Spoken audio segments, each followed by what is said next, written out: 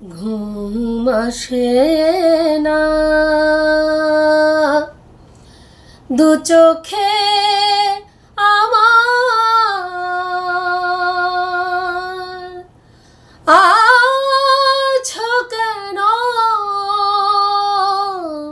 নয়ন জুড়ে ঘুম আসে না দু চোখে আমার আছো কেন নয়ন জুড়ে ঘুম আসে না ঘুম আসে না ঘুম আসে না ঘুম আসে না আমি কেমনে কাটাই রাত জানি না আমি কেমনে কাটাই রাত জানি না আমি কেমনে কাটাই রাত জানি না ঘুম আসে না কত কথা ভিড় করে আসে মনে কত ছবি নিধারা দু নয়নে কত ছবি ভিড় করে আসে মনে কত ছবি নিধারা দু নয়নে স্মৃতির বুকে কেন কাটি সাঁতার এই আধারে বলো না ঘুম আসে না দু চোখে আমার আছো কেন নয়ন জুড়ে ঘুম আসে না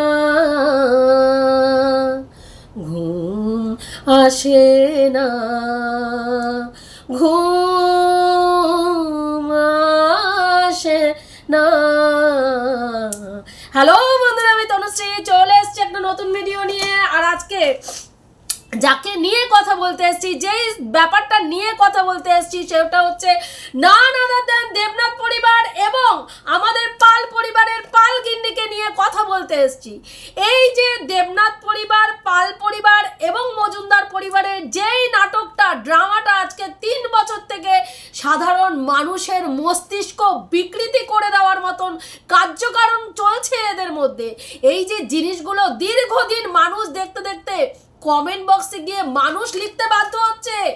মানুষ কমেন্ট বক্সে গিয়ে লিখছে, প্লিজ জনসাধারণকে বাঁচতে দিন, আপনাদের নোংরামি বন্ধ করুন, জনসাধারণকে বাঁচতে দিন। ভাবতে পারেন আপনারা আজকে মানুষ কতটা তিতিবিরক্ত হয়ে গেলে এই ধরনের কমেন্ট বক্সে গিয়ে কমেন্ট লিখছেন। হ্যাঁ, দিনের পর দিন একজন মহিলা এতটা ঔদ্ধত্য, যিনি না সমাজ মানেন, না তিনি মানে আইন মানেন, না তিনি থানার মানে লিগাল কোনো প্রসিডিওর মানেন, না তিনি কোনো রকম কোনো কিছুকে বার্তা দেন। আজকে প্রশাসনকে বুড়ো আঙুল দেখাচ্ছেন তিনি। প্রশাসনের থেকে তাকে স্ট্রিক্টলি বারণ করা হয়েছে ভিডিও দিতে না, কিন্তু তারপরেও তিনি দিনের পর দিন ভিডিও দিয়ে যাচ্ছেন, দিনের পর দিন উনি সমালোচনা ছুড়ে যাচ্ছেন। আজকে মেয়ে বাপের বাড়িতে চলে আসলো কেন? না মেয়েকে ওখানে অত্যাচার করা হচ্ছে, মেয়েকে ওখানে ফ্যান চালাতে দেওয়া হচ্ছে না, মেয়েকে ওখানে খেতে দেওয়া হচ্ছে না, মেয়েকে ওখানে টনটিন করে কথা বলা হচ্ছে। আচ্ছা ভিউয়ার্স, আজকে অনেক অনেক মেয়েরা আমরা যারা মেয়েটির পাশে দাঁড়িয়েছি, নিঃস্বার্থভাবে দাঁড়িয়েছি, সেইখানে দাঁড়িয়ে কিসের জন্য দাঁড়িয়েছি? যে মেয়েটা তার লিগাল ওয়াইফ, তার স্ত্রীর মর্যাদা পাক, তার অধিকার পাক। কিন্তু সেইখানে দাঁড়িয়ে আজকে বলুন তো, যদি একটা শ্বশুর বাড়িতে গিয়ে আপনি কুটোনেরে দুটো না করে দেখেন, আমি একজন হাউসওয়াইফ, আমি শ্বশুর বাড়িতে আছি শুধু খাওয়ার জন্য, থাকার জন্য, আর শুধু সমালোচনা করার জন্য, কখন আমার আর মাকে সমস্ত কিছু খবরাখবর দেওয়ার জন্য, সেটা যদি হয়ে থাকে কোনো বাড়ির লোক সেটা মেনে নেবে? আজকে আমরা দেখতে পাচ্ছি চিঙ্কি কি করছে, চিঙ্কিদি কি করছেন, সকালবেলায় উঠে, সকালবেলা মানে ওনাদের বাড়ির সকাল শুরু হয় বেলা 12টা থেকে, ঘুম থেকে ওঠেন মা, ঘুম থেকে ওঠে বেলা 12টায়, মেয়ে 1:30 2টায়, কোনো টাইম টেবিল নেই, 1:30 2টায় মেয়ে ঘুম থেকে উঠছে, মেয়েকে সকাল মানে ওই দুপুরবেলায় মানে মর্নিংয়ের চা কফি দেওয়া হচ্ছে, ডিম সেদ্ধ দেওয়া হচ্ছে, মেয়ে এটা খেতে ভালোবাসে, মেয়ে ওটা খেতে ভালোবাসে। আজ পর্যন্ত আপনারা বলুন তো কোনো দিনও কোনো জায়গায় আপনারা দেখেছেন যে ঝিমিকে তার মাকে কোনো কাজে হেল্প করতে? কোনো একটা ভিডিওতে দেখেছেন আপনারা? একদিন রান্নার একটা ভিডিও দিয়ে 1 বছর মেয়ে একেবারে রেস্টে চলে যায়, রেস্টে চলে যায়। একটা কুটনের দুটো করার মেন্টালিটি নেই। বাড়িতে 10 জন 15 জন 20 জন মানুষ আসুক, একা চিঙ্কিদিকেই কিন্তু রান্না করতে হয়। আমরা কিন্তু কখনো দেখিনি যে মেয়ে গিয়ে মাকে হেল্প করছে। দেখেছেন আপনারা? আমি তো দেখিনি। তাহলে যেই মেয়ে তার বাপের বাড়িতে তার মায়ের কষ্ট উপলব্ধি করে না, মা মেয়েকে ইউজ করে পয়সা রোজগারের ধান্দা হিসাবে, গুটি হিসাবে ব্যবহার করে, মেয়ে মাকে সমস্ত জায়গায় মেয়ের সমস্ত যা কুকর্ম করবে সেখানে মা তার সাথ দেবে। এই যদি তাদের বন্ডিং হয়, ভাই তুমি তোমার কুকর্ম চালিয়ে যাও, আমি তোমাকে সর্ব জায়গা থেকে প্রোটেক্ট করে যাব, এই মানসিকতা থাকলে সেই মেয়ে কোনোদিনও সংসার করতে পারে? আজকে বলুন তো যে মেয়েটি নিজে স্বাবলম্বী, কোনো এমন কোনো পরিস্থিতির মধ্যে মেয়েটি দাঁড়িয়ে নেই যে মেয়েটি মানে খাওয়ার জুটবে না, এই পরিবারটার থেকে, তার শ্বশুর বাড়ির থেকে সে চলে আসলে সে তার বাপের বাড়িতে অত্যাচারিত হবে, তার মাথার ওপরে ছাদ নেই, তাকে আশ্রয় দেওয়ার কেউ নেই, এমন পরিস্থিতি তার নেই। আজকে এই মেয়েটি সংসার করার জন্য যা সুযোগ পেয়েছে কোনো মেয়ে পায় না। আমাদের ওয়েস্ট বেঙ্গলে, পশ্চিমবঙ্গে কত মহিলারা কতটা অত্যাচারিত হয়ে সংসার করছে, এদের মা মেয়ের সেটা ধারণা নেই। আজকে মাও কিন্তু এই যে দ্বিতীয়বার বিয়ে করেছেন, আপনারা দেখুন এই মা কিন্তু দ্বিতীয়বার বিয়ে করার পরেও এই পুরুষ মানুষটি কিন্তু জমের মতন, জুজুর মতন থাকেন। টিপালের কিন্তু ওই বাড়িতে কোনো কথা চলে না। এই মহিলা যেটা ঠিক করেন, এই চিঙ্কিদি যেটা ঠিক করেন, সেটাই কিন্তু টিপালকে মেনে নিতে বাধ্য হন টিপাল, এবং জি হুজুর আজ্ঞে হুজুর করে উনি চলেন। আজকে এই রকম মেন্টালিটি থাকলে আজকে উনি ওনার বাড়িতে আছেন বলে সংসার করতে পারছেন। এই চিঙ্কিদিও ওনার বাড়িতে, বাপের বাড়িতে রয়েছেন বলে, ওনার বাবার দেওয়া ভিটেতে রয়েছেন বলে উনিও সংসার করতে পাচ্ছেন। উনি যদি আজকে টিপালের পরিবারে গিয়ে সংসার করতো না, এই মহিলাও সংসার করতে পারতো না। কেন এরকম মেন্টালিটি নিয়ে সংসার হয় না। সংসার মানেই ত্যাগ, সংসার মানেই আন্ডারস্ট্যান্ডিং, সংসার মানেই স্বামী স্ত্রীর বন্ডিং, স্বামী স্ত্রীর ভালোবাসা, বিশ্বাস। যেখানে ছেলেটির বাড়ির লোকরা না, ছেলেটির একটা পরিবারের লোক এই পরিবারটাকে বিশ্বাস করে না, ছেলেটি মেয়েটিকে বিশ্বাস করে না, মেয়েটি ছেলেটিকে বিশ্বাস করে, তাহলে স্বামী স্ত্রীর সম্পর্কর বন্ডিংটা কোথা থেকে হবে ভাই? একটা বন্ডিং কখন তৈরি হয় বলুন তো? যখন স্বামী স্ত্রীর মধ্যে ভালোবাসা থাকে, আন্ডারস্ট্যান্ডিং থাকে, স্যাক্রিফাইস করার মানসিকতা থাকে। আজকে কেউ কারো কথা সহ্য করব না, কেউ কাউকে কিছু বলবো না, আমার কথাই শেষ কথা হবে, আমি যেটা বলবো সেটাই হবে, আমি যেটা খেতে চাইবো সেটাই খাওয়া হবে। এই সব মানসিকতা দিয়ে সংসার জীবন হয় না। আজকে কত মেয়েরা বিশ্বাস করুন শ্বশুর বাড়িতে হ্যাঁ, অনেক ঘটনায় এমন বাস্তবে দেখেছি, দুই বোন বিপদে পড়েছে, বোন শ্বশুর বাড়িতে আন্ডারস্ট্যান্ডিং করতে পারছে না, স্বামীর সাথে তার বনিবনা হচ্ছে না, প্রচুর অশান্তি হচ্ছে, দিদি ভালোবেসে বোনকে তার বাড়িতে নিয়ে আসলো, আশ্রয় দিল। বুঝতে পেরেছেন? বাড়িতে আশ্রয় দিল বোনকে, যে আমার বোন বিপদে পড়েছে, দিদি আশ্রয় দিল বোনকে। সেই বোন এসে জামাইবাবুর সঙ্গে সম্পর্ক করে একদিন রাতে উঠে ওয়াইফ দেখছে তার স্বামী তার বোনের সাথে, তার শালীর সাথে শারীরিক সম্পর্ক করছে। সেই স্ত্রীকেও সংসার জীবন থেকে বেরিয়ে যেতে পারেনি, তার সন্তান নিয়ে দিনের পর দিন অত্যাচারিত হয়ে ওই বোনের কাছ থেকে স্বামীকে আদায় করার জন্য লড়াইয়ের পর লড়াই করে গেছে। এমনও দিন গেছে তাকে আত্মহননের পথ বেছে নিতে হয়েছে, কিন্তু সেখান থেকেও সে ফিরে এসছে। তারপরে একটা সময় এমন হলো, সেই ভদ্রলোক ভালো চাকরি করতেন, সেই চাকরি এই শালীর দৌলতে, চাকরি বাড়িঘর সমস্ত কিছু চলে গেল ওই শালীর পেছনে টাকা ব্যয় করতে করতে করতে করতে। যখন সব শেষ হয়ে গেল তখন বউয়ের কাছে ফিরে আসলো। সেই মহিলা কিন্তু ফেলতে পারেনি তারপরে তার স্বামীকে।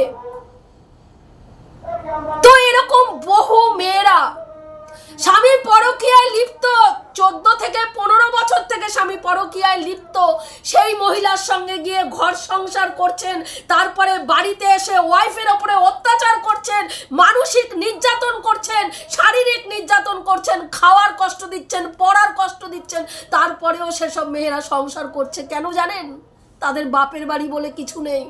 কেন জানেন? তারা গরিব, তার মা বাবা তার দায়িত্ব নিতে বিয়ে দিয়ে দিয়েছে, ব্যাস দায়িত্ব শেষ। আর দ্বিতীয়বার সেই মেয়ে তার বাপের বাড়িতে গিয়ে থাকবে? মা চিন্তা করার আগেই বলে দেয়, তোমার শ্বশুর বাড়িতে যা হচ্ছে তুমি সেখানে মিটাও, সেখানেই তুমি থাকো, কারণ তুমি এই বাড়িতে নিয়ে চলে আসবে, সেটা আমাদের নিজেদেরই চলে না। তো এরকম এই যে আজকে অত্যাচারিত হচ্ছে, প্রত্যেক সময় থানার বড়বাবু তথস্থ হয়ে আছে এই মেয়েটা কখন কি হয়। সঙ্গে সঙ্গে একটা ফোন করার সাথে সাথে পুলিশ হাজির হয়ে যাচ্ছে শ্বশুর বাড়িতে।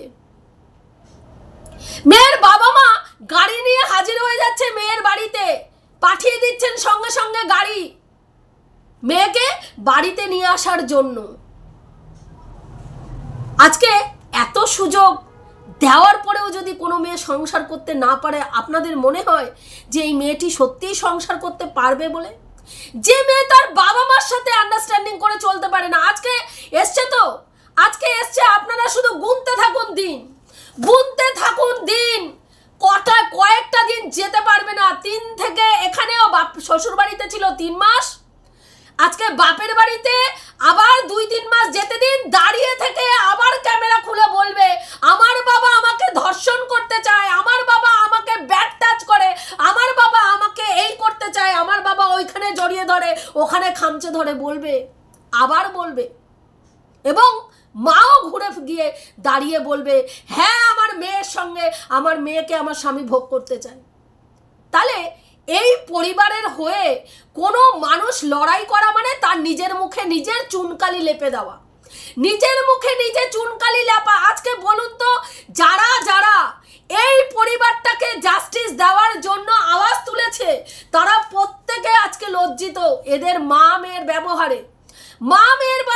মা এখনো রিলস করে, মেয়ের সংকট পরিস্থিতির মধ্যে রয়েছে, মেয়ের এমন একটা টালমাটাল পরিস্থিতিতে রয়েছে যে স্বামীর মানে ইনকামের জায়গাটা পুরো বন্ধ করে দেওয়া হয়েছে, স্বামীর ইনকাম পুরো বন্ধ, সোর্স অফ ইনকাম পুরো বন্ধ, শাশুড়ির ইনকামের জায়গা বন্ধ করে দেওয়া হয়েছে, তারা কোনো রকম ভিডিও দিচ্ছে না। ছেলেটি উদ্ভ্রান্তের মতন, নিশ্চয়ই যার মাস গেলে লাখের ওপরে ইনকাম, সেই ছেলেটির কাছ থেকে যদি তার ইনকামটা কেড়ে নেওয়া হয়, সেই ছেলেটা পাগলের মতন থাকবে, তার মানসিক স্থিতি উদ্ভ্রান্তের মতন থাকবে। এটা স্বাভাবিক। এবং তার সঙ্গে একাধিক কেস, তার মাথার ওপরে ঝুলছে একাধিক কেস। তাহলে সেই ছেলেটা কখনো তার স্ত্রীর, সে যদি তার জানতে পারে যে তার স্ত্রীর কারণেই এই ঘটনাগুলো ঘটেছে, সে কখনো কোনোদিনও সেই মেয়ের, ছেলেটির বাড়ির লোক এবং তার মা, তার শ্বশুর, কেউ এই মেয়েটির সঙ্গে ভালো ব্যবহার করতে পারে তারা যখন জানতে পারছে যে এই মেয়েটির জন্য আজকে আমার ছেলের জীবনে এইসব নেমে এসছে। আর যেখানে ছেলেটার চরিত্র খারাপ, যেখানে ছেলেটি নোংরা চরিত্রের একটা মানুষ, সেখানে এত জোর জবরদস্তি করে তার সঙ্গে সংসার করার দরকার কি? যেখানে এমন নয় তার বাপের বাড়ি তার মাথার ওপরে নেই, বাপের বাড়ির আর্থিক সঙ্গতি নেই, মেয়েটি নিজে স্বাবলম্বী, আজকে তার ফেস ভ্যালু আছে, সে একটা ভিডিও দিলে সঙ্গে সঙ্গে তোর লাখের ওপরে ভিউজ হয়ে যায়, 2 লাখ 3 লাখ ভিউজ তার কাছে কোনো ব্যাপার না। আজকে চ্যানেল চলে গেছে, আবার একটা চ্যানেল খুলুক, 1 লাখ হতে বেশি দিন লাগবে না, তার এতটাই ফেস ভ্যালু। তার মানে যে সে যদি আবার চ্যানেল খোলে, তার ইনকামের রাস্তা তৈরি করতে সেরকম নেই। অনেক মেয়েরা তো স্বাবলম্বী থাকে না, স্বামী অত্যাচার করে মারধর করে রাস্তায় বের করে দেয়, বাপের বাড়ির আশ্রয় নেই। ভাবুন তো সেই সব মেয়েদের পরিস্থিতি। আর আজকে এত সুযোগ, এত সুবিধা দিয়েও সে সংসার করতে পারছে না। মেয়ে টালমাটাল অবস্থা রয়েছে মেয়ের সংসার, মা বাবা রোমান্টিক রিলস দিতে ব্যস্ত। দেখেছেন? আপনি পারবেন, আমি পারবো, আমাদের বাবা মারা পারবে আমাদের বাবা মারা? বলুন না, একটুখানি নিরপেক্ষভাবে বলুন তো, পারবে না। আজকে আমার কথা হচ্ছে, আমি যদি আজকে স্বাবলম্বী হওয়ার জায়গায় থাকি, আমি এই নোংরা, এই গাটারের দিকে তাকাবো কেন? হ্যাঁ, আমি এটুকু মানি যে মানুষ যখন কাউকে ভালোবাসে না, অসহায় হয়ে যায়, কিন্তু অসহায়তাটা তো আজকে দেখতে পাচ্ছে ও। যেই মেয়েটি হাতটাকে কেটে ক্ষতবিক্ষত করে দিল, সেই সময়ও যেই মেয়ের স্বামী অন্য মেয়ে নিয়ে ফুর্তিতে ব্যস্ত, সেই যন্ত্রণাটা যখন হাসপাতালের বেডে কাতরাচ্ছিল মেয়েটি, তখন ওর উপলব্ধি করা উচিত ছিল যে এই স্বামীর থাকার থেকে না থাকা ভালো। কিন্তু ও তখনও শিক্ষা হয়নি, ওর ভালোবাসা তারপরেও উতলে পড়েছে, তারপরেও গেছে। কিন্তু আমার কথা, বাবা মা আজকে যদি ও বিবাহিত একটা ছেলেকে পছন্দ করতো, হ্যাঁ, আজকে যদি একটা বিবাহিত ছেলেকে ও ভালোবাসতো, তাহলে সেই ক্ষেত্রে মা বাবা ওকে ওখান থেকে আটকে নিয়ে বের করে নিয়ে আসতো না, যে না তুমি বিবাহিত একটা ছেলেকে বিয়ে করতে চাইছো, এটা সম্ভব না, তোমাকে ওই ছেলেকে ছাড়তেই হবে, করতো না? তাহলে সেরকম ভাবুক না। যেখানে একটা দুশ্চরিত্র ছেলে, যার ফ্যামিলি ভালো না, যারা মহিলা নিয়ে যাদের নানান রকম কেচ্ছা বেরিয়ে আসছে, আজকে একটা করে কেচ্ছা বেরিয়ে আসছে, এবং আমরা অন ক্যামেরায়ও দেখেছি এই ছেলেটা মেয়ে ছাড়া থাকতে পারে না, মহিলাতে পুরো আসক্ত এই ছেলেটা, সর্বক্ষণ এই ছেলেটার আশেপাশে একটা করে মেয়ে লাগে। এবং কালকে মামাইয়ের ভিডিওতে দেখছিলাম যে এরা যে এই যে প্রমোশনাল ভিডিওগুলো করে না, বাইরে যায়, যাকে নিয়ে যায় তার সঙ্গে এমন লেনদেন থাকে যে প্রমোশনাল ভিডিওগুলোতে তুমি আমার সঙ্গে যাবে, তোমার সঙ্গে আমি ক্যামেরা সমস্ত কিছু শেয়ার করব, তার পরিবর্তে তুমি একই হোটেলে একই রুমে আমার সঙ্গে থাকবে। তার মানে একই হোটেলে একই রুমে থাকা মানে কি ব্যাপারটা তোমরা নিশ্চয়ই সেটা বুঝতে পারছো। তাহলে কতটা নোংরা মানসিকতার ছেলে। তো এইসব ছেলের তো ছায়াও মারানো উচিত না, আমি মনে করি ছায়াও মারানো উচিত না। সেখানে দিনের পর দিন একই জিনিস চলে যাচ্ছে, এবং যেখানে মেয়ে ওই রকম টালমাটাল পরিস্থিতিতে মা বাবা রোমান্টিক রিলস দিচ্ছে, মা প্রতিদিন এসে ভিডিও করছে, প্রশাসনকে যারা মানে না তাদের কাছে আমরা সাধারণ মানুষরা কি বলুন তো, কি আজকে যেই দিদিভাই ওদের পাশে দাঁড়িয়েছে জাস্টিসের জন্য, আজকে সত্যিই কি তার মান সম্মানটা আছে?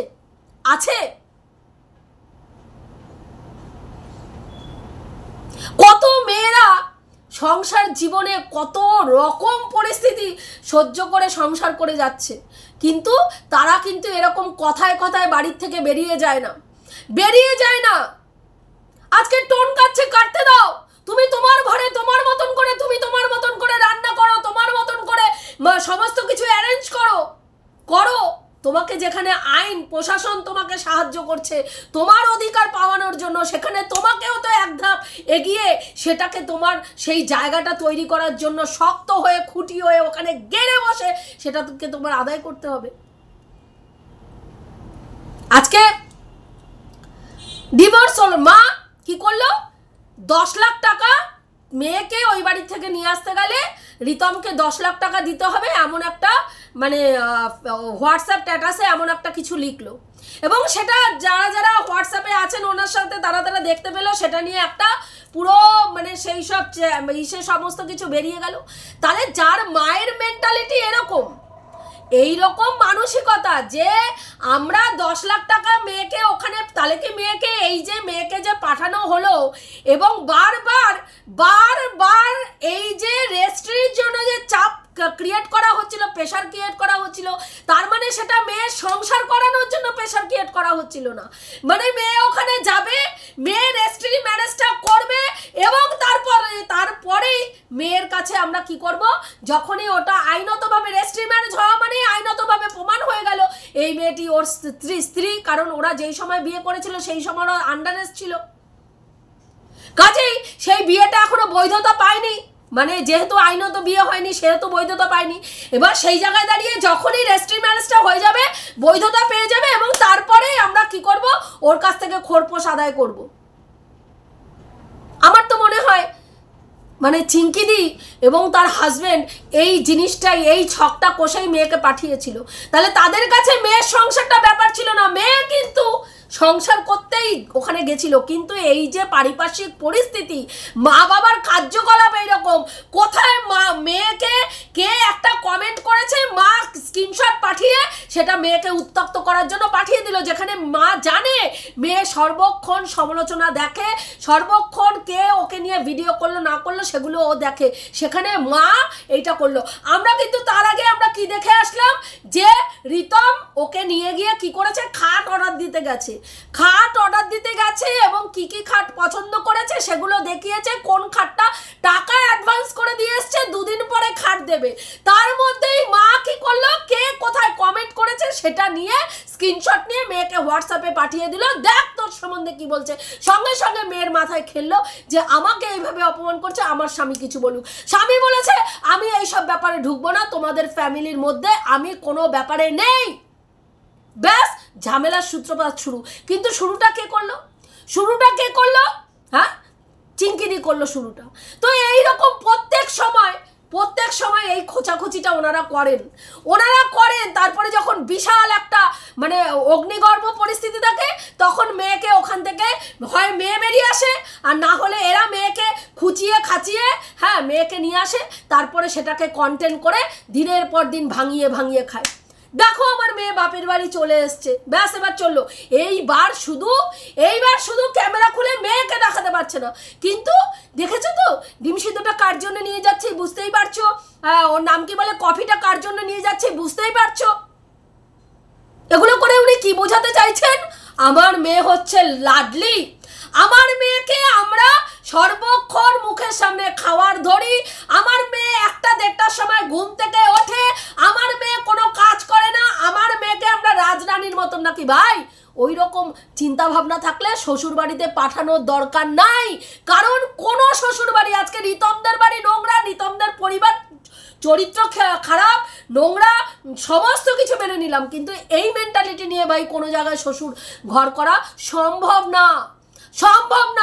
এই মেয়ের পক্ষে একমাত্র শ্বশুর ঘর করা তখনই সম্ভব হবে যদি আমাদের চিঙ্কিদি ঘর জামাই রাখেন কাউকে, যদি ঘর জামাই মানে রেখে হ্যাঁ মেয়ের ছেলেটির চাল চুলো কেউ থাকবে না, বংশ বলে কিছু থাকবে না, সেইরকম একটি ছেলেকে যদি মেয়েকে দিয়ে ঘরে মেয়েকে রেখে ওই ছেলেটিকে ঘর জামাই করে রাখতে পারেন, তবেই এই মেয়ের পক্ষে একমাত্র ঘর করা সম্ভব, নচেত সম্ভব না। কেন কোনো মানুষই হ্যাঁ বেলা 1:30টার সময় ওঠা, হ্যাঁ শ্বশুর বাড়িতে কোনো কাজ না করা, উশৃঙ্খল জীবনযাপন পালন করা কেউ ভাই সহ্য করবে না, এইভাবে শ্বশুর ঘর হয় না। আর চিঙ্কিদিকে বলবো মেয়ের জীবনটাকে দায়িত্ব নিয়ে ক্ষতিগ্রস্ত করে ফেলেছো, এখন যেইটুকু বাকি আছে সেগুলো সমালোচনার থেকে নিজেরা দূরে থেকে মেয়েটার ট্রিটমেন্ট করাও, মেয়েটার ট্রিটমেন্ট দরকার। বারবার বলছি, আজকের থেকে বলছি না, আমাদের বলতে বলতে থুতু উঠে গেছে মুখ থেকে যে মেয়েটার কাউন্সিলিং দরকার।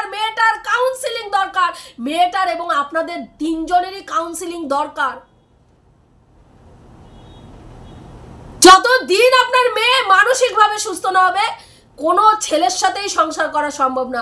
রিতম তো দূরস্থ, সে তো একটা দুশ্চরিত্র ছেলে, সে তো আপনার মেয়েকে, তোমার মেয়েকে ভালোই বাসে না, সেখানে সংসারের কোনো প্রশ্নই আসে না ভাই। যে সম্পর্কে ভালোবাসা নেই, আবেগ নেই, বিশ্বাস নেই, হ্যাঁ, দুইজনের প্রতি কোনো সম্মান বোধ নেই, সেই সংসার কখনো হয় ভিউয়ার্স? তোমরা বলো তো হয়? হয়? জোর জবরদস্তি খোরপোশ আদায় করা যায়, জোর জবরদস্তি শ্বশুরবাড়ির অধিকার আদায় করা যায়, জোর জবরদস্তি টাকার অঙ্কে মেপে নেওয়া যায়, কিন্তু সংসার করানো যায় না ভাই। সংসার ওইভাবে হয় না, হয় না। সংসার করতে গেলে ত্যাগ লাগে, সংসার করতে গেলে ধৈর্য লাগে। সহ্য ধৈর্য একটা মেয়ের মধ্যে পরিপূর্ণ না থাকলে সংসার জীবন হয় না। শ্বশুর ঘর এত সোজা জিনিস নয়। প্রত্যেকটা মেয়ে কেউ বলতে পারবে না যে শ্বশুর বাড়িতে এসছে আর সে কিছু আন্ডারস্ট্যান্ডিং না করে শ্বশুর বাড়িতে টিকে গেছে।